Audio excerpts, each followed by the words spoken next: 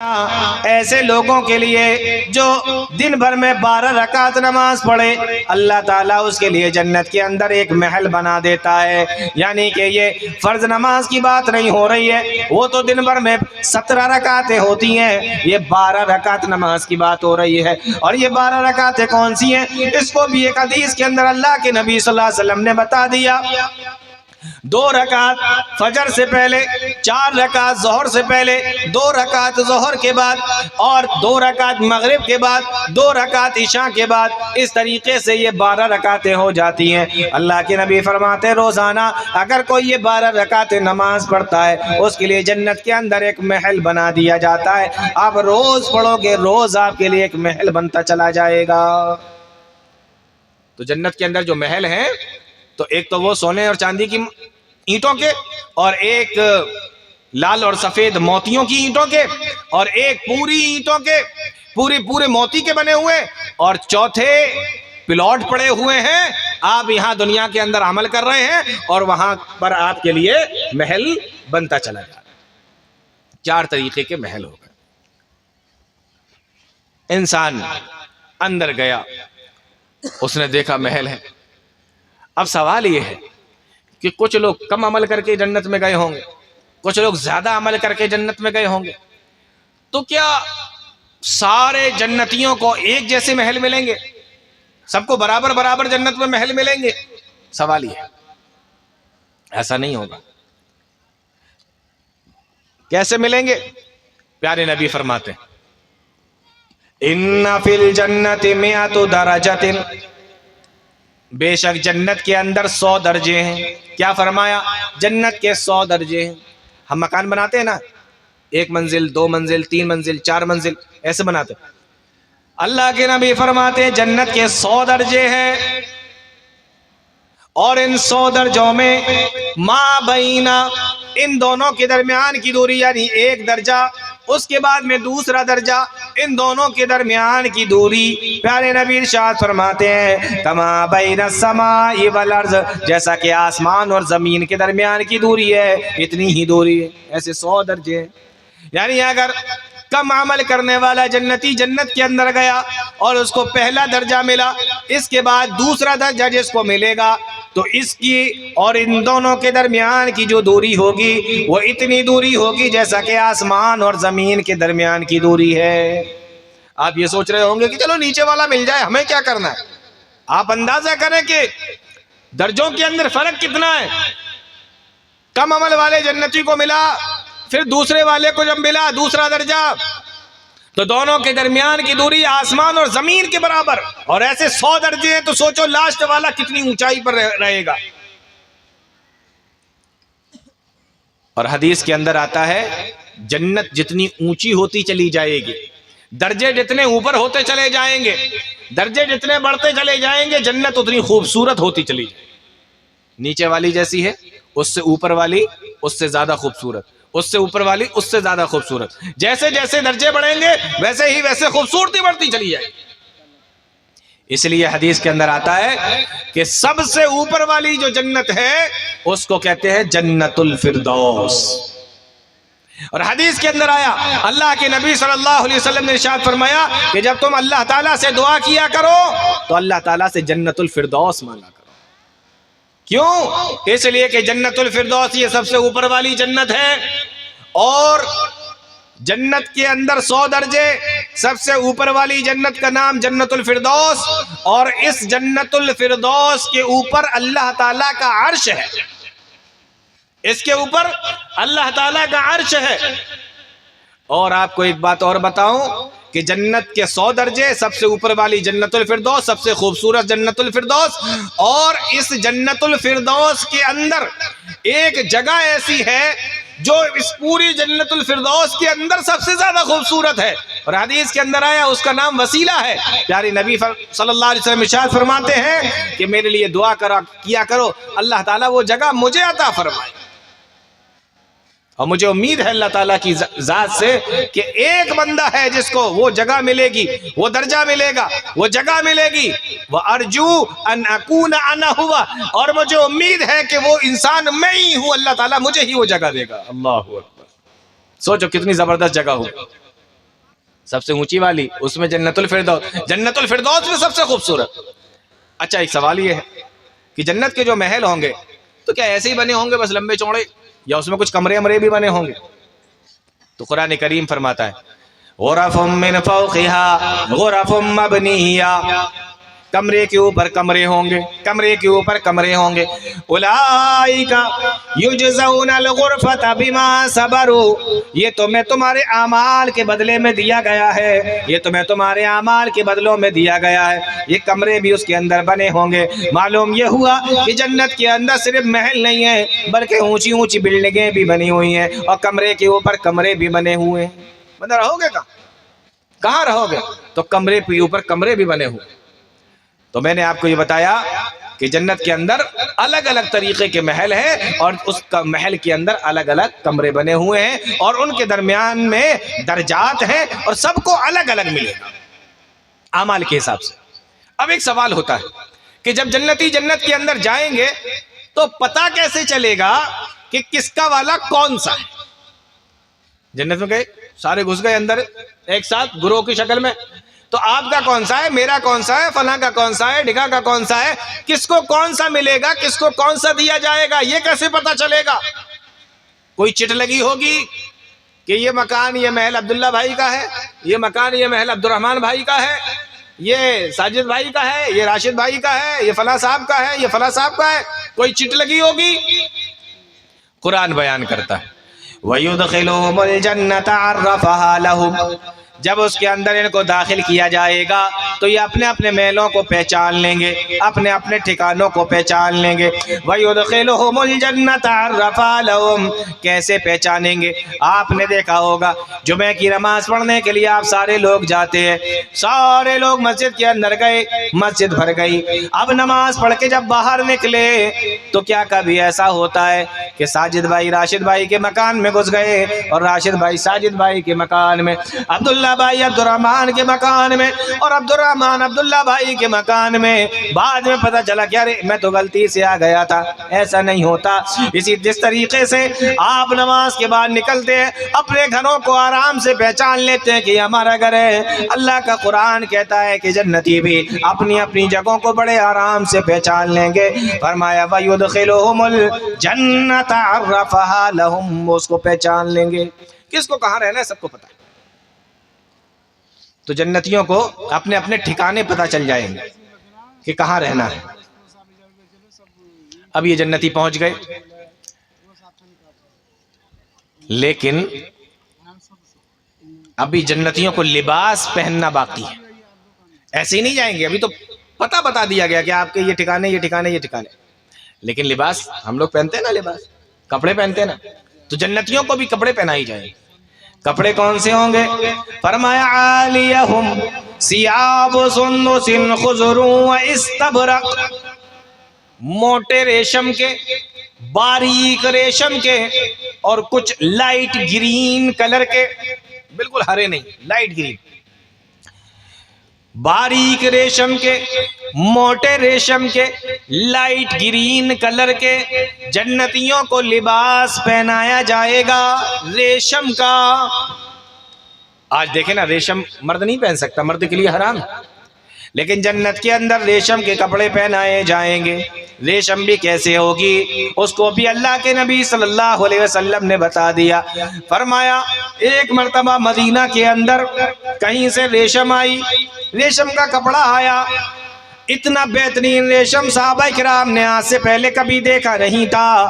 جب صحابہ نے اس ریشم کو دیکھا, اس کو ہاتھ سے چھو چھو کر دیکھنے لگے, اللہ کے نبی ارشاد فرماتے ہو میرے صحابہ کیا تمہیں اس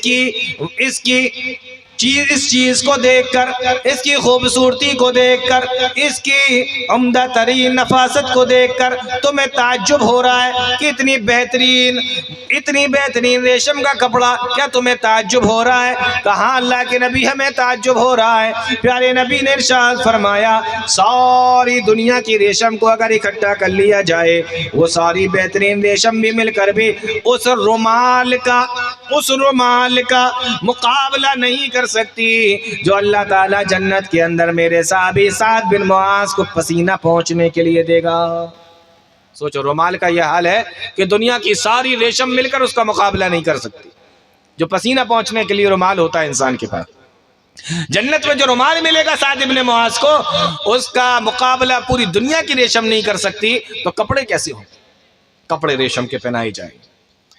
آگے اللہ تعالیٰ فرماتا ہے وَحُلُّوا أَسَاوِرَ مِن فِضَّةٍ, اور ایک اور جگہ پہ فرمایا يُحَلَّوْنَ فِيهَا مِنْ أَسَاوِرَ مِن ذَهَبٍ. صرف کپڑے ہی نہیں پہنائے جائیں گے بلکہ ان کو سونا اور چاندی بھی پہنایا جائے گا. آج ہمارے لیے مردوں کے لیے سونا پہننا حرام ہے, لیکن جنت کے اندر جائز ہوگا اور پہنایا جائے گا. یعنی بالکل اس طریقے سے جنتیوں کو تیار کیا جائے گا جس طریقے سے دنیا کے اندر شہزادے تیار ہوتے ہیں. شہزادوں کو دیکھا ہوگا آپ نے فوٹو ووٹو میں, کس طریقے سے ہار پہنے ہیں, ہاتھوں میں بھی پہنے ہیں, سر کے اوپر بھی کچھ لگائے ہیں سونے کا, اور تاج لگائے ہوئے ہیں, اور پورا پہنے ہوئے ہیں, سونے چاندی سے لدے ہوئے ہیں. جس طریقے سے شہزادے تیار ہوتے ہیں اسی طریقے سے تیار کیا جائے. کپڑے بہترین ہو گئے, سونے چاندی سے لاد دیا گیا, مکان بھی دکھا دیے گئے. اب یہ کھڑے رہیں گے تو تھک جائیں گے. حکم ہوگا کہ مکانوں کے اندر چلے جاؤ. مکانوں کے اندر جائیں گے. جب وہاں پہنچیں گے تو وہاں بیٹھیں گے. جا کر کھڑے کھڑے تھک گئے, اب جا کر بیٹھ لو. تو اب جا کر جب یہ بیٹھیں گے, قرآن نے اس کا نقشہ کھینچا, متکئین فیہا علی الارائک, ٹیک لگا کر جب یہ اپنے تختوں پر بیٹھیں گے جس طریقے سے بادشاہ بیٹھا کرتے ہیں. متکئین فیہا علی الارائک. ایک اور جگہ پہ اللہ تعالیٰ نے فرمایا متکئین علی رفرف خضر وعبقری حسان, تکیے کے اوپر ٹیک لگا کر بیٹھے ہوں گے. اور ایک اور جگہ پہ فرمایا تکیے کیسے ہوں گے, فرمایا متکئین علی فرش بطائنها من استبرق, تکیے اتنے خوبصورت ہوں گے کہ اس کے اندر کا کپڑا جس کو ہم اور آپ لوگ استر کہتے ہیں وہ ریشم کا ہوگا. دیکھو اوپر کپڑا کیسا ہوگا وہ نہیں بتایا گیا, اندر کا کپڑا کیسا ہوگا وہ بتایا گیا. آپ نے دیکھا ہوگا گھر کے اندر جب تکیے بنائے جاتے ہیں نا, تو جو تھوڑا کلر میں ہلکا ہوتا ہے, ڈیزائن میں ہلکا ہوتا ہے, تکیہ بناتے وقت اس کو اندر کی طرف کر دیتے ہیں, اور جو کلر اچھا ہوتا ہے اور ڈیزائن جو اچھی ہوتی ہے تو تکیہ بناتے وقت اس کو اوپر کی طرف کر دیتے ہیں. جنت کے اندر جو تکیے ہیں وہ اندر کے اتنے خوبصورت ہیں کہ وہ ریشم کے ہیں, تو اوپر کا کیسا ہوگا یہ بتایا ہی نہیں گیا. یہ آپ سوچو کتنا خوبصورت ہوگا کہ اندر کی خوبصورتی بتائی گئی. جبکہ ہم لوگ کیا کرتے ہیں جب تکیہ بناتے ہیں تو جو تھوڑا گڑبڑ ہوتا ہے اس کو اندر کی طرف کرتے ہیں تاکہ پتہ نہ چلے. یہاں اندر کی خوبصورتی بتائی گئی ہے. تو ٹیک لگائے ہوں گے, بیٹھے ہوں گے, تو جن تختوں پر بیٹھے ہوں گے وہ تخت کیسے ہوں گے, فرمایا فیہا سرر مرفوعہ, اونچے اونچے تخت ہوں گے, واکباب موضوعہ, اور ان تختوں کے اوپر لائن سے تکیے لگے ہوں گے, ونمارق مصفوفہ, اور ان کے اوپر گدے اور قالینیں بھی بچھی ہوئی ہوں گی. ٹیک لگا کر بیٹھے ہوئے. اب یہ جنت کے اندر آ گئے, خوبصورت تو پہلے ہی ہو گئے تھے, کپڑے بہترین پہنا دیے گئے, محل شاندار ہے ہی, تکیے پر ٹیک لگا کر آرام سے بیٹھے ہوئے ہیں. تو اب کچھ مہمان جب گھر پہ آتا ہے تو ہم لوگ کچھ کھانا پینا پیش کرتے ہیں نا, تو اللہ تعالیٰ فرشتوں کو حکم دے گا کہ ان کے لیے کچھ کھانے پینے کا بھی انتظام کرو. تو ان کے لیے کھانے پینے کا انتظام کیا جائے گا. تو کھانا پینا جب ان کے سامنے آئے گا, وہ کھانا پینا آنے سے پہلے آپ یہ سمجھے کہ جن برتن کے اندر آئے گا وہ برتن کیسے ہوں گے, اس کو اللہ تعالیٰ نے بیان فرمایا. یطاف علیہم بآنیۃ من فضۃ, چاندی کے برتن ہوں گے. ایک جگہ فرمایا قواریر, ریشم کے ہوں گے, شیشے کے ہوں گے. ایک جگہ فرمایا کہ سونے کے ہوں گے. اور ان برتنوں کے اندر جس کے اندر کھانا رکھا جائے گا, جس کے اندر کھانا لے کر آیا جائے گا, چاندی کے برتن ہوں گے, سونے کے برتن ہوں گے, شیشے کے برتن ہوں گے. ان برتنوں کے اندر کھانا لایا جائے گا, اور جب کھانا لایا جائے گا تو سب سے پہلے کیا لایا جائے گا, سب سے پہلے کیا چیز آئے گی جنتی کو جنت میں کھانے کے لیے ملے گی. حدیث کے اندر آتا ہے زیادت کبد النون, نون کہتے ہیں مچھلی کو, زیادت کبد النون, مچھلی کا کلیجہ, مچھلی کی کلیجی سب سے پہلے جنتیوں کو کھلائی جائے گی. سمجھ میں آئی بات؟ سب سے پہلے کیا ملے گا, مچھلی کی کلیجی کھانے کو ملے گی. تو صرف مچھلی کی کلیجی ملے گی؟ نہیں نہیں، اللہ کا قرآن کہتا ہے وَلَحْمٍ مِّمَّا يَشْتَهُونَ، جس چیز کا من ان کا کرے گا، جس چیز کی ان کو خواہش ہوگی، اس چیز کا گوشت بھی ان کو مل جائے گا۔ ہاں شروعات مچھلی کی کلیجی سے کی جائے گی، لیکن ساتھ ہی ساتھ میں ان کو جس چیز کا ان کا من کرے گا اس کا گوشت بھی ان کے سامنے پیش کر دیا جائے گا۔ مچھلی کی کلیجی کھائی ہے آپ لوگوں نے؟ یہ تو پانی کا علاقہ ہے، ہو سکتا کھائی ہوگی آپ نے، لیکن یہ ایک ایسی چیز ہے جو بڑی مشکل سے ملتی ہے۔ عام لوگوں کو تو مچھلی نہیں ملتی، کلیجی کہاں سے ملے گی؟ فرمایا تو مچھلی کی کلیجی اور پرندوں میں سے جس کا بھی گوشت، جس کا بھی من کرے گا اس کا گوشت مل جائے گا۔ تو کیا صرف یہی ملے گا؟ نہیں نہیں، اللہ کا قرآن کہتا ہے وَيُسْقَوْنَ فِيهَا كَأْسًا كَانَ مِزَاجُهَا زَنْجَبِيلًا، شراب کا پیالہ بھی رکھا ہوگا۔ ان الابرار یشربون من کاس کان مزاجها کافورا، دوسری قسم کے شراب کا پیالہ بھی رکھا ہوگا۔ شراب کیسی ہوگی؟